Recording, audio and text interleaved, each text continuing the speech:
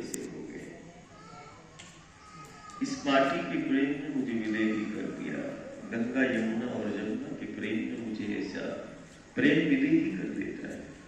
प्रेम परमहंसी की निशानी है, प्रेम दिगंबर है। देखो प्रेम में, और जिसको सच्चा प्रेम होता है उसको कहते हैं ना, भूख प्यास सब खत्म हो जाती है। देखो ऐसी हवा पानी पे चल रहा है।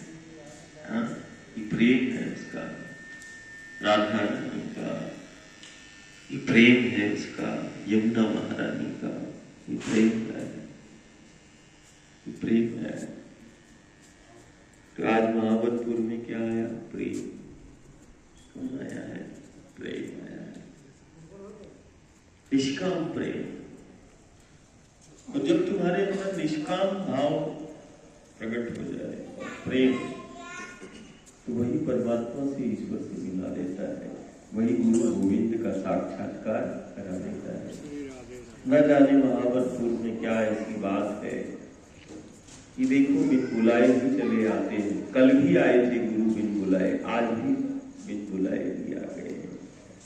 कल भी ऐसे अचानक बैठना हो गया, आज भी अचानक है। कल भी ऐसे गांव ने पूछा कौन आया, आज भी यही प्रश्न वही है, कौन आया। इतिहास साक्षी है। गुरु जहां खुद प्रकट हो गए और गुरु ने अपनी ही इच्छा अनुसार जहां स्थान बना दिया, वो महाबतपुर है। तुम्हारी इच्छा से नहीं है, है क्या ना? यही सत्य है ना? तो जब गुरु की कृपा हो और गुरु का इच्छा हो और गुरु इच्छा से देखो, उन्होंने यहीं पर वृंदावन को प्रकट कर लिया। तो अपना गांव नहीं, अपना तीर्थ है।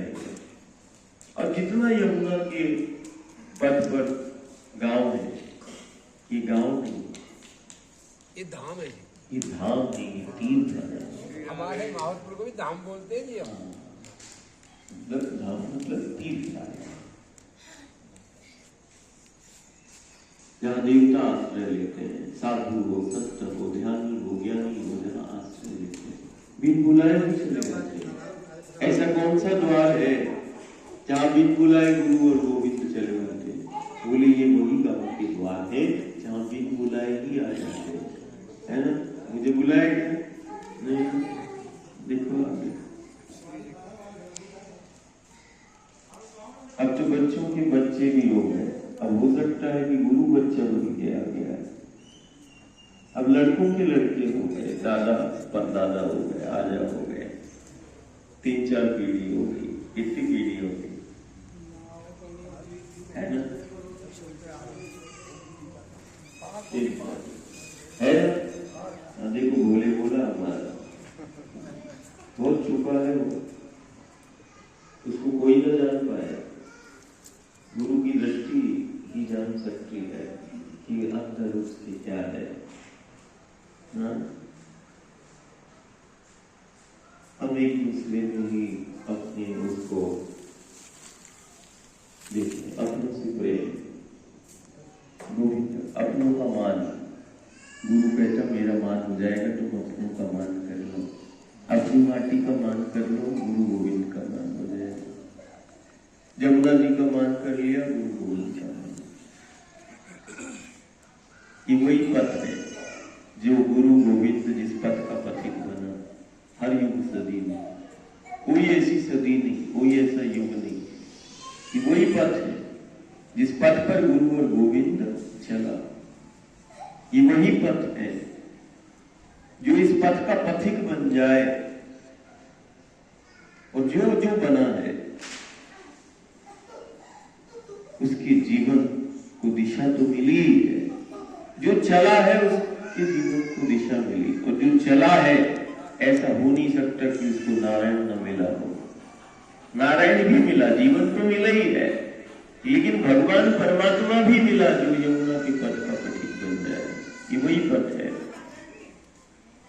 जो परमात्मा से मिला देता है। ये वही पथ है, ये वही पथ है जो हमें जीवन देता है। और ये वही पथ है जो जीना भी सिखाता है। तो देखो यमुना महारानी के इस पथ को कि जीवन तो दे ही रही है, साथ में जीना भी सिखा रही है, और साथ में हमारे गांव को आत्मनिर्भर भी बना रही है। जीवन भी दिया, जीना भी सिखाया और आत्मनिर्भर भी बनाया, और साथ में गुरु गोविंद से भी मिलाया। अब बताओ दुनिया में ऐसा कौन सा पथ है जो जीवन भी दे, जीना भी सिखाए, आत्मनिर्भर भी बनाए और परमात्मा और भगवान से ही मिलाए? यही है वो यमुना के, गंगा के, गोदावरी, कावेरी, नर्मदा के पथ। असाधारण है, जीवन भी दे रही, जीना भी सिखा रही, आत्मनिर्भर भी बना रही, गुरु गोविंद से भी मिला रही, और फिर उसके बाद हमारे घर की व्यवस्था भी कर रही। व्यवस्था भी उसके सुपुर्द, विकास भी उसके सुपुर्द, सब कुछ। देखो हर युग सदी में लीला इन्हीं पथ पर होती है। ये गुरु गोविंद की लीला का पथ है, जहां लीला करते करते उसने जीना सिखा दिया, जहां खेलते खेलते चलना सिखा दिया। ये वही पथ है। कभी हम